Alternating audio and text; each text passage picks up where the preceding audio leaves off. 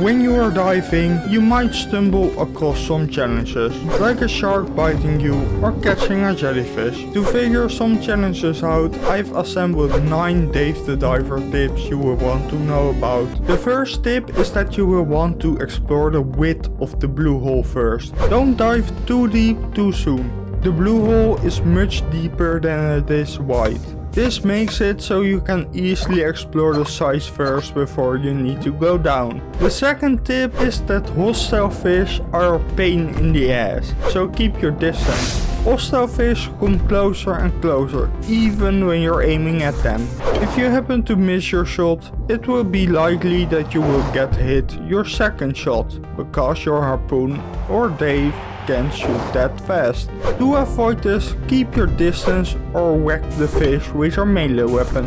Before we go on to the next tip, I would really appreciate it if you subscribe. I make about 2 shorts a week and 1 video every 2 weeks, every 1 week. The third tip is that you will want to focus on getting upgrades for your diving suit first. Using the iDiver app, you can buy upgrades for your diving suit with the money you have earned from your fish.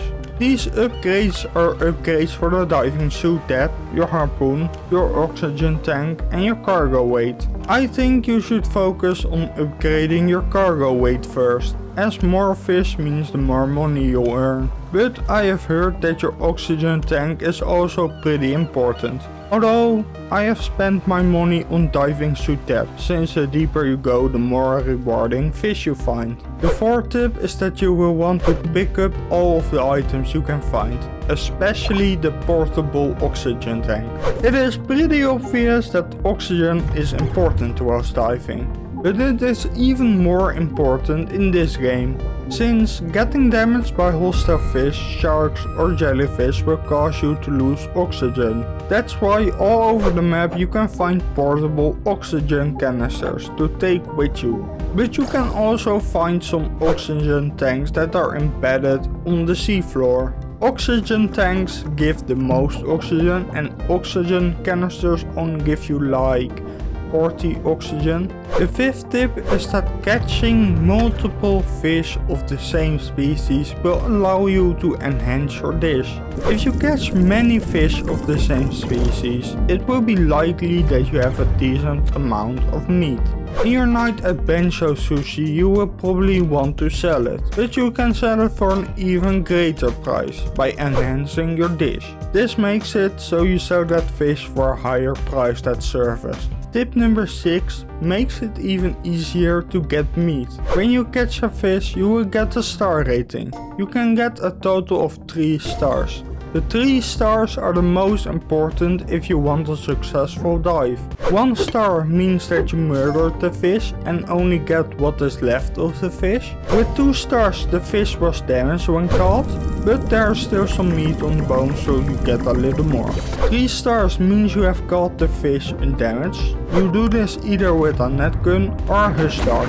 Since you didn't damage the fish, all the meat is yours. Then the 7th tip is that you will want to pay attention to the taste of the items you sell. The price of the items is pretty important, as you want to get rich with selling sushi. This is why your quantity of sushi is pretty good. But as the game goes onward, you will want to look at the quality of the food. This will allow your rating on Cooksta to go up more. Even in the statistic after Bensho Sushi closes down, you can see how many likes you got on Cooksta. The 8th tip is that once you have caught a lot of sushi, you can't sell everything. I don't know if this is also later in the game, but once you have caught a lot of sushi, you can't sell everything. This is because there aren't enough customers to buy all your sushi, leaving you with lots of leftovers that you won't be able to use the next day. So I imagine the staff will eat the rest of the sushi, because otherwise throwing food away is a waste. Tip 9 is the most important tip, but if you know any more tips, please let me know in the comments. As I have said in a lot of my previous videos, plan what you are going to do. Right now you can choose between exploring the blue hole and fighting that one white tip reef shark you can find. Depending on what you choose to do, you might find yourself with different equipment. I hope these tips have helped you. Thank you for watching. If you want to see a little bit more about this game, which you probably know already a lot about, click here.